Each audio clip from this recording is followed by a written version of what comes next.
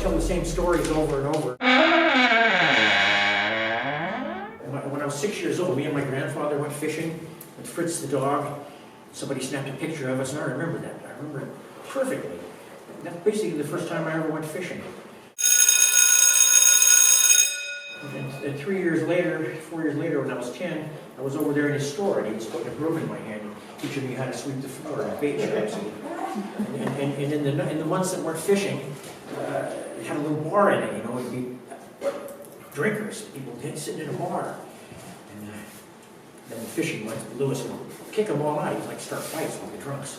He'd salt them, and they would leave, and then the 6 months of fishing season, there wouldn't be anybody in there drinking. People would just be coming in, going, hello, hi. People would just be coming in for bait, see? I used to work for him. I used to sweep his floor. I used to stock all of his stuff. I used to go out with him in the truck and sell fish. When I got a driver's license, he used to send me we used to sort fish that were caught in Monterey. And we used to buy 100 pounds of sardines, and they have 40 pounds of perch in there, all kinds of other fish. So we'd sort them out, and I'd put them in a truck and take them out to Mexican migrant labor camps, and they'd sell the fish. Okay? Then when I made enough money, I bought a '57 Ford convertible. Man, what a nice car. Nice. Yeah, and then one time Lewis says, no, he says, take your own car, you know, you got a car now. So yeah, I started throwing fish in the back of that 57 Ford convertible. That car probably worth $30,000 to $40,000 now. No, I know it, I was going to say, you Yeah. kept it.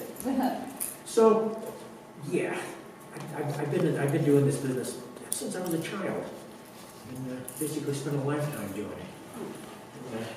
I fished in Alaska for 46 years. At the same time, I did 27 years San Francisco Bay Area. I had a bait and tackle shop for 12 years. I had a shrimp troll I used. I worked for Carol Rape Snyder doing biology work. Where'd you get your shrimp? Out here in the bay. There's five species of shrimp that lives in San Francisco Bay that's native to the bay. How far do you have to go? Right out here in front of Martinez, over in front of Port Costa, out by the Mothball Fleet, Napa River, yeah. by the Rock Wall, by Point Pinole, by China Camp, by Sonoma Creek, all those places. All those places. The way you catch them, you drag a beam trawl. A beam trawl is a net. When it hits the bottom, it looks like a cone. And the bottom is weighted by what's called a mud line. It's supposed to like make a gasket in the mud. And the top's like a cork line. It opens it up. And this thing was probably about 40 feet long and had about a 20-foot long mud line beam trawl for shrimp. And Then you just sell them to the bait stores? part of the time I had my own bait store, which is why I got the boat. Handy. Yeah. So all these different kind of businesses I've done. You had the bait store in Martinez? I had one of them. There was 3 of them then. The fishing used to be good here. Yeah, A lot better than it is now. yeah. People still catch stuff though. I can tell you, in 1977 or 76, right around then, there were 3 bait shops in Martinez. And I used to trawl shrimp, I used to sell it. This guy down here used to buy some from me. The guy at the gas station did. I had my own place. And I wouldn't be surprised. The Friday after Thanksgiving, it was the biggest fishing day of the year. Absolutely the biggest day of the year. I used to ring up $4,000 or $5,000 on that day, and I was the worst bait shop. I would estimate that at least $25,000 went over the county to buy fish bait and fishing rods on that day here in Martinez with those 3 stores. That doesn't happen anymore because the fishing isn't as good as it was. So I came here tonight to talk about the Fisher Poets Gathering. Basically it started out, people have a lot of time to sit around and jawbone with people they basically don't live with and don't care that much about, except they're throwing on a fishing boat together. And they get together and they tell stories, and quite a few people are musicians. And at one point, back in the mid-90s, they decided to get together and meet in Astoria for this event. And in their own words, it's a celebration of the commercial fishing industry in poetry, prose, and song. The Fisher Poets Gathering has attracted Fisher poets and their many fans to Astoria on the last weekend of February since 1996. Originally conceived as a modest cultural reunion for far-flung friends in the fishing fleet, Fisher Poets Gathering now attracts nearly 100 poets, songwriters, and storytellers from both the West and East Coasts. Commercial fishing communities, they gather in Astoria's pubs, restaurants, and galleries to read for each other for the hundreds of Fisher Poet fans that come to hear the authentic creative voices of deckhands, skippers, cannery workers, and shipwrights, young greenhorns and old-timers, strong women, and good-looking men. Sounds like Prairie Home Companion. Huh? Sounds like Prairie Home Companion. All the children on that. You know what? It's not unlike. It's not unlike, except all the people you're going to hear are they work in the industry. It's an authentic sort of folk art, I guess.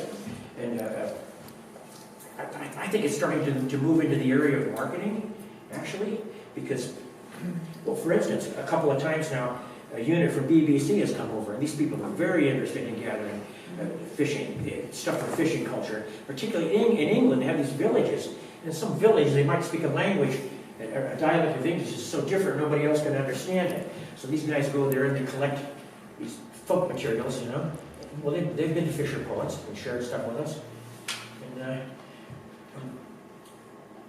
also, it comes up to Graveyard Point 2 years ago. A woman, she's a professor of economics at a university in Helsinki, and her deal is cultural anthropology. The economics she's interested in are these the societies that are embedded in these fishing communities. Some of the same things are happening in the Baltic, particularly the Baltic Sea, as her Bailiwick. But all of these traditional communities that have people fishing, these assets are being kind of taken over by larger and larger commercial entities, you know, and these cultures are being changed or destroyed. So her thing about cultural anthropology and economics is kind of branding that relates to these cultures and these places where these fish come from. She's been around. So I think all of this stuff here, salmon is just as important of an icon in my mind as a bison, as far as being a symbol of America. Yeah. So basically the idea is to kind of have thoughts, images, words that creep into the culture that could be used for marketing, you know? And I guess I should read something entertaining now. I'm going to start with a couple of poems by somebody else, because I don't have poetry. I've only recently started to kind of creep into prose poetry. I think it might be prose poetry what I'm creeping into, because I read about it, you know, and it seems what I'm doing is kind of prosy poetic. I don't know. I think that's a good kind. Yeah, but a lot of those people that come up there write poetry. There's a guy named Harrison Smitty Smith. He's a crab fisherman out of the Columbia River, and he's a crab man. And he's got a poem called Advice by Harrison Smitty Smith, not by Harlan Bailey. You folks who reside above the tide, problems you got 'em, but not so for us below, who reside along the bottom. We have no borders, conflicting orders, passports are not needed. Rights of others among our brothers, by natural law are heeded. You didn't ask, it's not our task, to advise your nations. Could it be just possibly you might learn from us crustaceans?